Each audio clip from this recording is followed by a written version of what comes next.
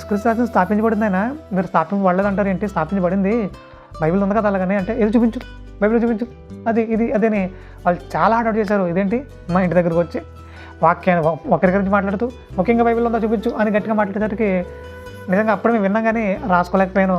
అరే అట్లా కాదు, ఇది కాదు లైను, మీరేమనుకోకుండా రేపు ఒకసారి వచ్చేయండి, రేపు ఒకసారి రండి, క్లియర్ కట్గా మీకు అన్ని వివరంగా చెప్తాను అని వాళ్ళకి చెప్పేసి పంపించేశాను. అబ్బా ఇంకేం మన విషయంలో ఏం మాట్లాడలేకపోయాడు అనుకున్నారేమో, చాలా సంతోషంగా వెళ్ళిపోయారు. అంతే సంతోషంగా తర్వాత రోజు వచ్చారు. నేను అప్పటికే ఇదంతా మరొకసారి విని చక్కగా రాసుకుని కూర్చున్నాను.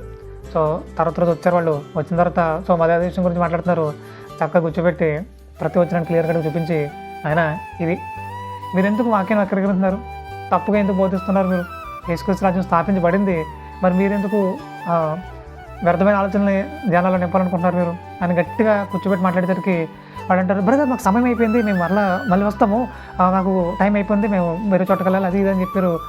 సరే వెళ్ళండి కానీ మరలా రండి, చాలా విషయాలు చెప్పాలి మీతో అన్నాను. మరి అప్పుడు వెళ్ళారు, ఇప్పటివరకు రాలేదు, మరి ఎక్కడున్నారో తెలియదు. సో అంటే ఒక విషయాన్ని బలంగా సత్యాన్ని ఎప్పుడైతే ప్రజల హృదయాలు నింపాలనుకుంటామో, సత్యం కోసం నిలబడాలనుకుంటామో, ఆ సత్యం పారిపోతుంది.